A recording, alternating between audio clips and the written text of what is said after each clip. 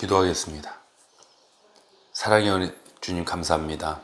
오늘도 주님의 은혜 가운데 우리의 생명이, 또 우리의 시간이, 우리의 삶이 또 하나님의 역사하심으로 만들어져 가는 줄 믿습니다. 오늘도 은혜에 관한 말씀을 나눌 때 하나님 무엇보다도 지식으로 끝나는 말씀 아니라 우리의 심령에 나를 향한 그 높고 크신 하나님의 은혜가 분명함을 확신하는 시간이 되게 하여 주옵소서. 예수 그리스도 이름으로 기도드립니다. 아멘. 하나님 말씀 나누겠습니다. 디모데후서 1장 9절로 10절입니다. 하나님이 우리를 구원하사 거룩하신 소명으로 부르심은 우리의 행위대로 하심이 아니요 오직 자기의 뜻과 영원 전부터 그리스도 예수 안에서 우리에게 주신 은혜대로 하심이라.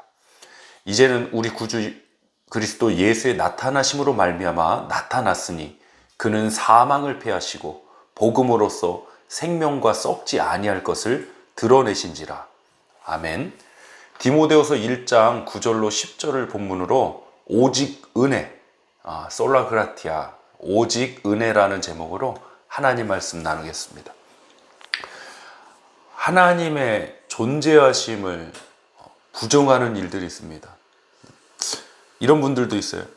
하나님이 계시다면 왜 세상에 그런 악한 일들, 또 그런 참혹한 어떤 재난과 같은 일들이 이루어지느냐. 정말 하나님이, 그분이 사랑의 하나님이고 그분이 전능하신 분이면, 그분이 정말 존재하신다면 우리에게 어떻게 이러한 일이 발생할 수 있느냐라고 이렇게 묻는 분들도 있습니다.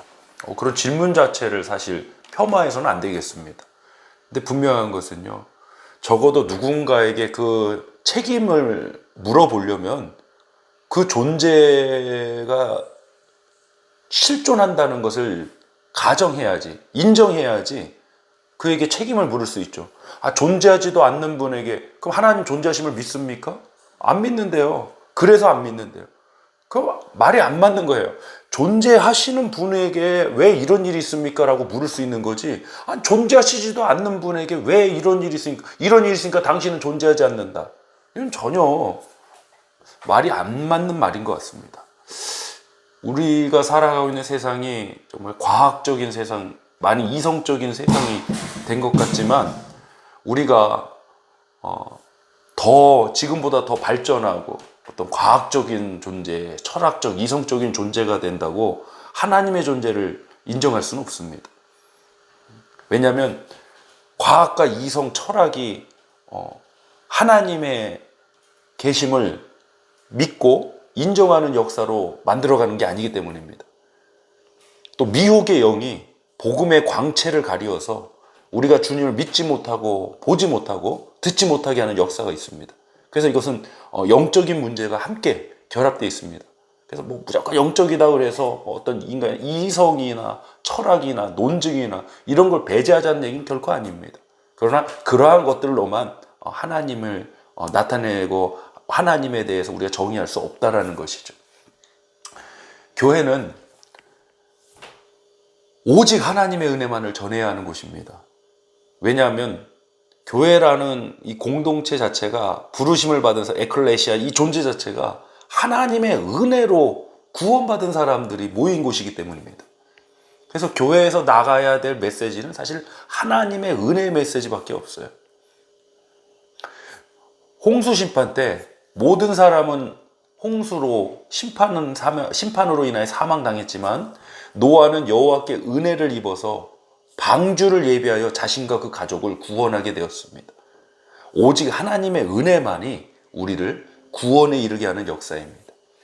에베소서 2장 5절 말씀을 보면 허물로 죽은 우리를 그리스도와 함께 살리셨고 너희는 은혜로 구원을 받은 것이라고 했습니다. 허물로 이미 죽은 존재로 선포됐습니다. 근데 예수 그리스도와 함께 우리를 살리셨어요. 무엇 때문에? 은혜로 구원받았다. 또 이어지는 2장 8절 말씀을 보니까 너희는 그 은혜에 의하여 믿음으로 말미암아 구원을 받았으니 이것이 너희에게서 난 것이 아니요 하나님의 선물이라. 아멘. 하나님 은혜가 없으면 우리에게는 믿음도 없고 구원도 받을 수 없는 것입니다. 그래서 오직 은혜만 전부인 것입니다. 우리 다시 본문으로 돌아가 보겠습니다. 9절부터 10절입니다. 하나님이 우리를 구원하사 거룩하신 소명으로 부르심은 우리의 행위대로 하심이 아니요 오직 자기의 뜻과 영원전부터 그리스도 예수 안에서 우리에게 주신 은혜대로 하심이라. 보세요. 은혜를 영원전부터 그리스도 예수 안에서 우리에게 주신 은혜대로 하심이라. 하나님 은혜는 구원의 은혜입니다. 또 영원전부터 계획된 하나님의 뜻입니다. 지금도 계속됩니다. 그래서 여러분, 하나님의 은혜를 사모하시고 또 하나님의 은혜 가운데 살아감을 고백하는 오늘 이 하루가 됐으면 좋겠습니다. 하나님 아버지께서는 예수 그리스도로 말미암아 10절입니다. 이제는 우리 구주 그리스도 예수의 나타나심으로 말미암아 나타났으니 그는 사망을 패하시고 복음으로써 생명과 썩지 아니할 것을 드러내신지라. 하나님 아버지께서는 예수 그리스도로 말미암아 사망을 패하시고 복음으로써 굿뉴스 복음으로써 생명과 썩지 아니할 것을 드러내셨다고. 하나님 은혜는 뭡니까? 사망을 패하시고 생명을 드러내는 역사라 할 수 있습니다. 다시 한번 강조. 하나님 은혜는 사망을 패하시고 생명을 드러내는 역사입니다.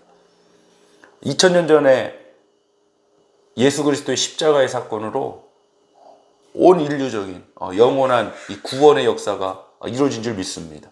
그러나 또한 오늘 이 하루에 주시는 하나님의 은혜가 분명함을 믿습니다.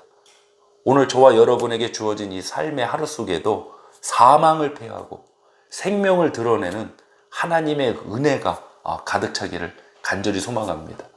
그러니까 은혜에 대해 잘못된, 좀 왜곡된 이런 해석을 갖게 되면요, 그냥 무조건 다 용서해 주는 거, 무조건 다 지나가는 거, 좋은 게 좋은 거다.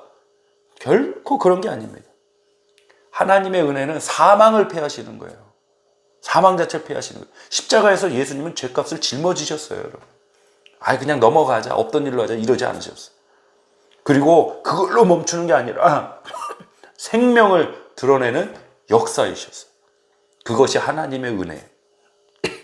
저와 여러분 오늘의 삶에도 하나님의 은혜로 사망을 패하고 생명을 드러내는 예수 생명이 나타내는 축복된 하루가 되시길 주님의 이름으로 소망합니다. 함께 기도하겠습니다. 하나님 감사합니다. 나를 구원하신 그 놀랍고 크신 은혜, 영원전부터 계획된 그 하나님의 그 크신 은혜가 오늘 이 하루의 삶 속에도 주어지고 있음을 믿습니다. 오늘도 하나님의 은혜를 받아 사망이 패하고 생명이 드러내는 역사로 우리 엎드린 교회 공동체에 승리하며 나가게 하여 주시옵소서. 예수 그리스도 이름으로 간절히 기도드리옵나이다. 아멘.